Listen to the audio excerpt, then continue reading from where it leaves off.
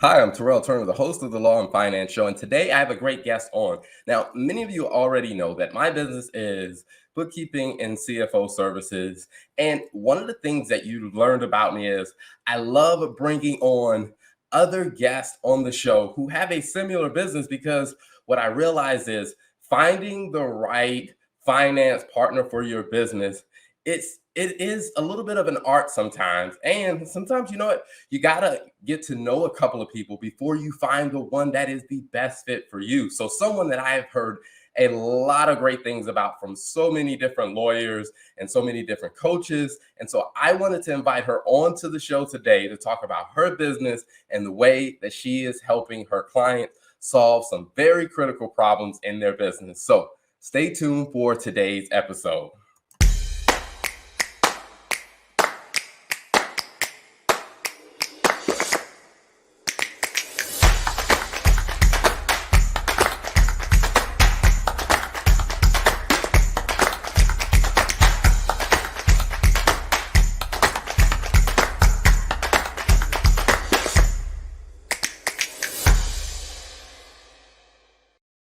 So without further ado, let me bring on my highly esteemed guest, Chelsea. Welcome to the show. Hey, thanks for having me. Absolutely, absolutely. Now, Chelsea, I have been hearing a lot of great things about you from many of the mutual connections that we have, and they have talked great things about you. And so I know a little bit more about you, but can you tell the audience a little bit about your background? Yeah. So we do really the same thing. And I can really appreciate your abundance mindset because I 1000% agree. And even on my website, I'm like, hey, if we're not a good fit, you should go check out so and so and so and so, because that is so important. And I think it's even more important to realize when you find a good fit, if you have to pass over a few different people, it doesn't mean that there's anything wrong with either side. It means that you have to have that energy. You have to have that professional connection to where you're actually going to listen and take the advice of somebody, So I love that about you. And I'm really happy to be here. So my journey to being this like money whisperer for law firms is what I kind of say sometimes is like 12 years in the making.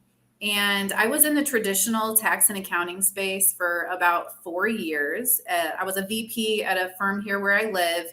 And I say that's where I learned kind of everything that I didn't want to do in my own business. It was a great example of all the things and the ways that I did not particularly care to be.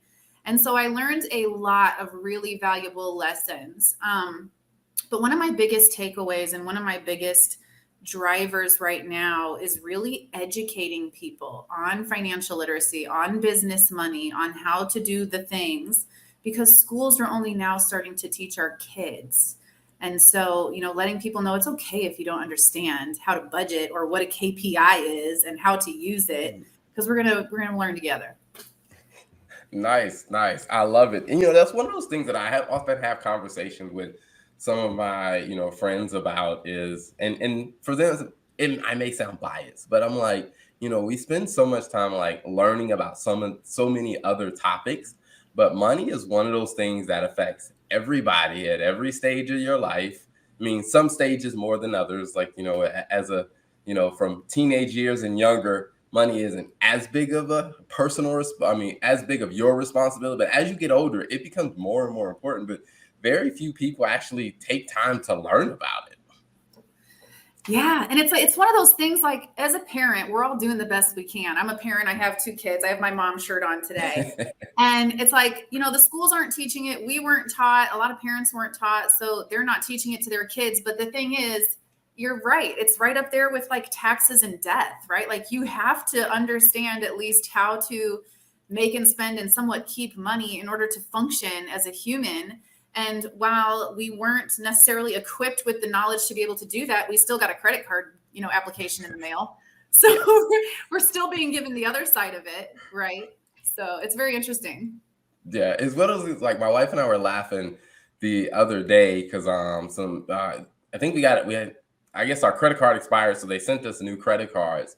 And as I was opening the paper, I looked at it and I was like, there's like a $39,000 credit limit on this. I was like, I didn't ask for this to go up, but it's just like you see those type of things that happen to where like if you're not smart about it, you just see more and more people, more and more money being thrown at you. Like this comes with a price. Like if I had not been educated about how to handle this would be a serious problem. Yeah. I think, and you bring up a good topic. I think it's important for people to understand you have options, right? You don't have to take the first credit card offer and credit limit that comes through the mail. Like there are a lot of different options nowadays to get to where you're going, and it's not one size fits all. I love it. I love it. And I think that's one of the things that, I'm curious about is like, as you kind of navigated through, as a VP and you were looking at, the different scenarios, were you surprised to learn or to realize like how many people that were working in the technical side of the business, but didn't really understand the financials of the business? Was that surprising to you? Absolutely. Absolutely. And I think that's what drove me because, at my previous position, what I learned is that, let's just be honest, most people that do what you and I do are living in a reactive state. They're not proactively providing data and information to clients for whatever reason. There's a few different reasons to really educate them on, okay, here's an income statement. How the heck do I make business decisions based off that? What is this telling me right now? You know what I mean? And so when I got into, I chose the legal space very intentionally. I did my research. I weighed my options because everybody has options, right? And I chose it with a lot of intent.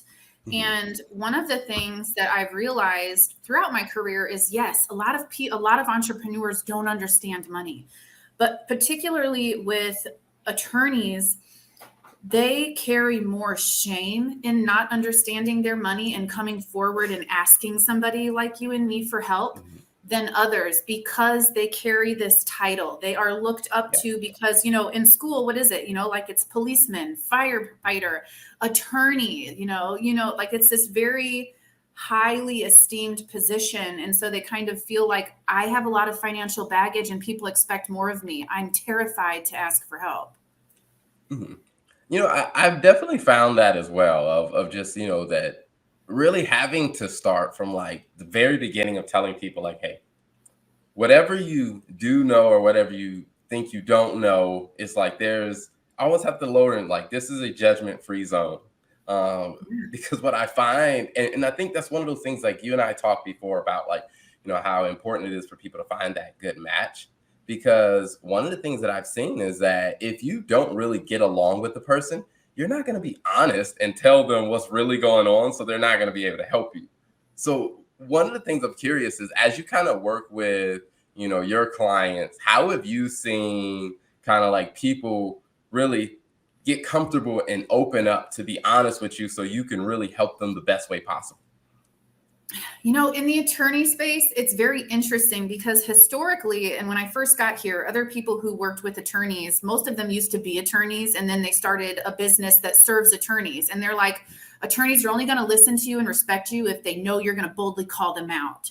But we live in a day and age where there is so much enlightenment that's coming into the space that wasn't there before, that doesn't necessarily work for everybody. So I think the most important thing is to know yourself and how you best respond to people and interactions, because there are different methods to motivating people, to getting them to take action. And the same method that works for one person doesn't work for the other, which is why, for clients, it's important that you understand what type of a professional is going to get you to move and take action. And as the professional, it's important for people like you and me to understand, how are we most effective? What is our kind of strategy to getting our clients to take action? And also, how do we screen prospects to make sure that they have that personality type, that they're actually going to receive our guidance in a way that it motivates them positively? Mm-hmm. Gotcha. No, I appreciate that. And, so when you think about, people are start to work with your firm, kind of how does that process usually work? Like, how do they usually go about like getting in touch with you guys? And what does the start of that relationship look like?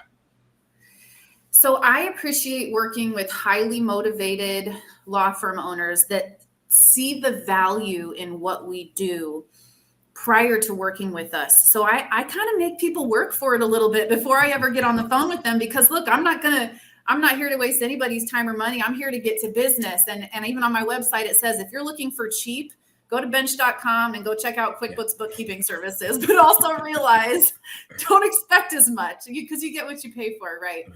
And so I have a fine-tuned intake form that I continue to work on, but it's very intentional and it asks all the questions so that when I get on the phone with somebody, I already know what I'm going to recommend to them. And it asks very specific questions that tell me, how proactive are you? What are you looking for? And how motivated and open are you to learning? Because sometimes people work with bookkeepers and they kind of want to just, hey, here's access to everything. Don't ask me any questions. I don't really want to be involved. And that's not us. That's not our zone of expertise. So I do have a filtered process before I ever get on the phone and speak with somebody. But when I get to that point, I know exactly where we can meet together, right? And my thing with people lately, even when I go on platforms like this and I speak, I think there's a big misunderstanding or gap in understanding in how to work with people like us. And realize that you have a financial team. It's not just one person.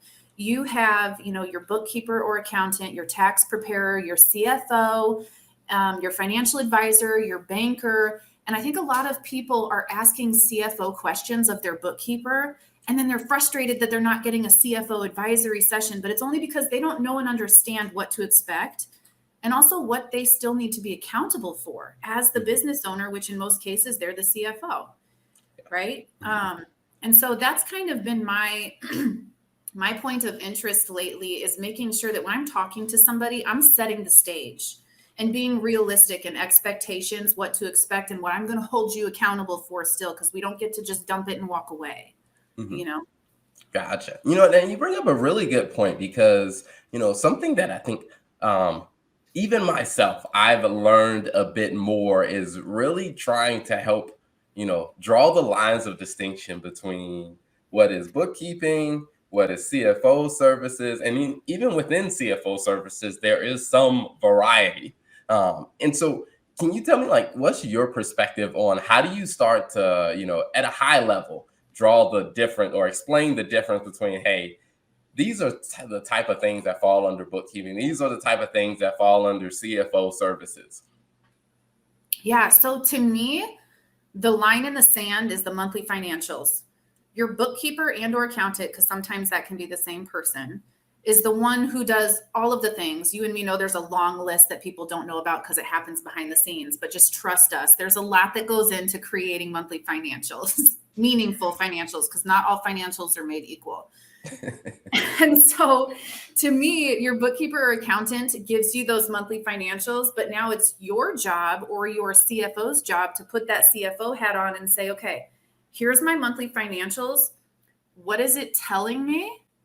And how do I make decisions based off of this data in the financials? And what other data do I need to take into consideration that plug into my numbers, my money data? Gotcha. Okay. Now, for your firm, what are the types of services that you provide to or the types of solutions you provide to your clients? So I mentioned the key financial players, right? So you have your bookkeeper or accountant, which we fill that space. You have your CFO, which we do have fractional CFO services. You have your tax preparer. Now, while I understand and appreciate tax, I do not want to prepare tax returns. So I partner with a tax firm. We don't fill that role, but we have referral streams for that. So those are the roles that we tend to fill, is that accountant, bookkeeper, and all the things included with that. And then the CFO hat, or helping you develop the CFO hat. Like I have a membership on the website where that's kind of like my group coaching program. If you're not in a position to outsource a fractional CFO, this membership helps law firm owners to evolve their own CFO hat.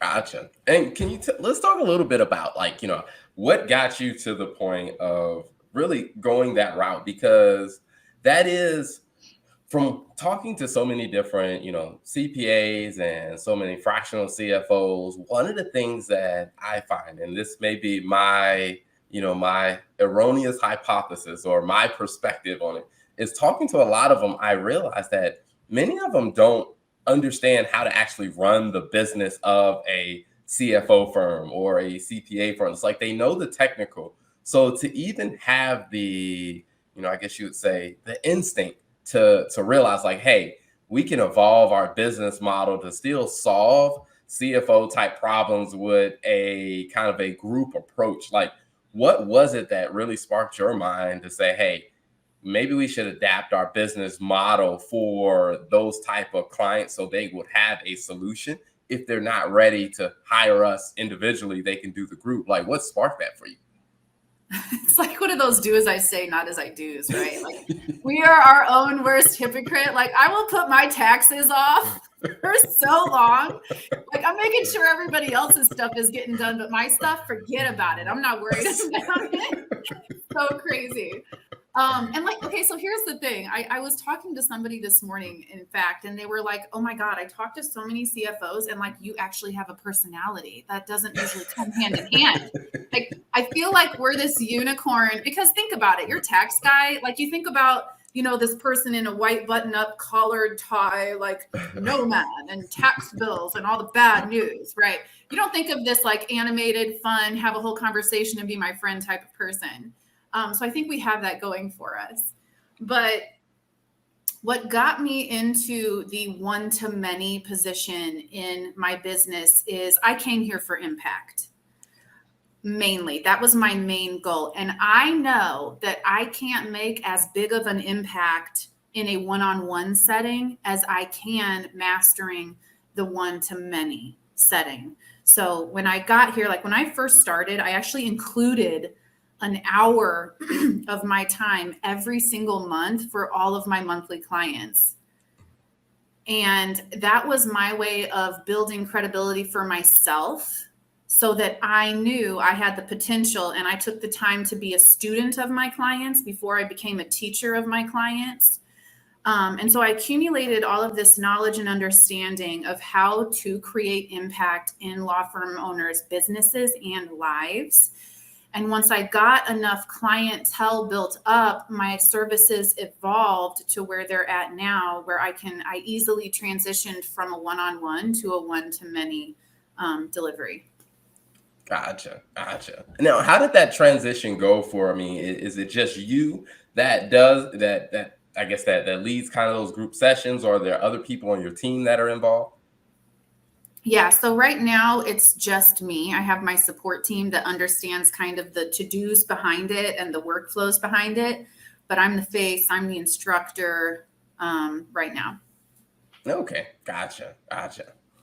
Now, one of the things that I'm also curious about is, because, we work in an area where, like I said, finance is a technical area. People understand it for that aspect. But I think what people don't always get the glimpse of is that we're building a business just like we're advising and helping other people build their business. So what has that side been like for you of evolving your business model and expanding your team and getting processes and procedures in place? Like, what has that journey been like for you? It's definitely been a journey. And I think that being in the position that I'm in, it's everything I learn is something that I can share with my clients, because when it comes to this side of it, we're all in this together. Like we're all figuring this out together, right? Like we're sharing back and forth value of how to be a business owner, because I could do money all day, right? But there's like 5 other hats that I have to figure out. And so it's had to be intentional. I have had to intentionally carve out time with a specific thing to focus on, be it marketing, be it operations, be it my team. I just started reading the book Traction, which is really impressive and awesome. And I have super high hopes for it.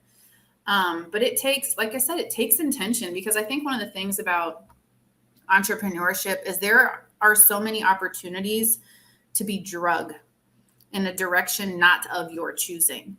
And so to do something in the direction of your choosing takes a massive amount of intentionality that we really have to prioritize. Mhm. Gotcha. Now, with your I guess expansion and growth, have you gone with a remote model, or is your team local to where you are? So we started remote, which was really handy come COVID. We're kind of just coasting here, and COVID hits and everybody's like, oh my gosh, we have to learn how to work remote. And we're all like, hey, we've been here. It's fun. Come on, let's do this. So yeah, we started out remote, and I honestly think that's one of the silver linings from COVID is that it's really opened up people's minds to the possibilities, which also saves in their wallet, right? Like those rent utilities, So it's changing all the ratios and the mindsets. I love it. Also, it's one of those interesting things about like working remote that I think it forced me to become a better, more proactive leader of working in a remote environment. And I'm curious, like how that, like, you had a life of probably working in person before starting your firm. Like when you compare the two, like how much has it changed you, or has the remote working experience changed you as a leader or as a professional at all? I definitely think it has, a remote environment for any business. And we saw this, as we made this transition during COVID, as businesses everywhere made this transition, there was a whole new set of hurdles. The main one being team management and creating a virtual culture and making sure that you have an environment and you're nurturing your team in a very humanistic way and not a computer, internet virtual way. And so I think one of the hurdles that we've all been challenged with is, how to create connections with our team across the team, but how to also do it efficiently and not just be stuck in Zoom meetings all day. So, I was no exception. The hardest thing to leave my physical office when I made the transition was my team. It was my people. And so I was super excited when I finally got a team, but then I found myself trying to put the pieces of the puzzle together of like, how do I create that culture, that environment, that team camaraderie in a virtual setting? So it's been a matter of trial and error, test it and see how it works. And it's something that we revisit all the time because 3 people is different from 9 people and you have to adjust. So it's been an interesting journey, and it's not over. We'll keep going. Awesome. I love it. Well, if people are very interested in, finding out more about you, your firm, what you guys do, where can they find you online? Yeah, so our website is like the one-stop, find us everywhere we are, yourcoresolution.com. Up in the right-hand corner, it's got the LinkedIn, the Facebook, the Instagram. I love our Instagram. It's so pretty. I don't think it converts very well, but it's really pretty, and that's what matters, right? That's one of those very interesting things about, when you think about, being in business and figuring out stuff like that. And to where it's like, you have those parts of your business where it's like, you kind of do fall in love with it, where you probably don't know how like productive it is, but it's like, it looks really good. Yeah, it's not highest and best use of my time and resources, but I love scrolling through my own Instagram. whatever tingles the heart, right? I love it. Well, before we wrap up, one question that I love asking every guest that comes on is, when you think about where you've been and you think about where you are in your journey, what's 2 lessons that you would share with other law firms? And it could be something that you've already shared that you want to reiterate, or it could be something new. I think that humility is one of the greatest characteristics you can have owning your own business. A lot of times I think we fall into this mindset of we should know a lot or know it all. And I think the key is really surrounding yourself with people and seeking out people who know more than you. So I think it's quite the opposite. And I think there's a mindset shift to be had there. And then I would also say, just know that you're always a student of the business. Everything is always changing. Change is the essence of life. We can't get stuck. We can't get complacent. We always have to keep our minds open. When you're too quick to turn your shoulder take a look in the mirror, because you're forming a mindset that's really going to make you stuck.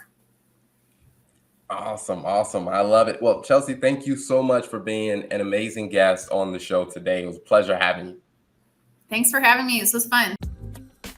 Thank you for tuning in to another episode of the Finance and Accounting Show.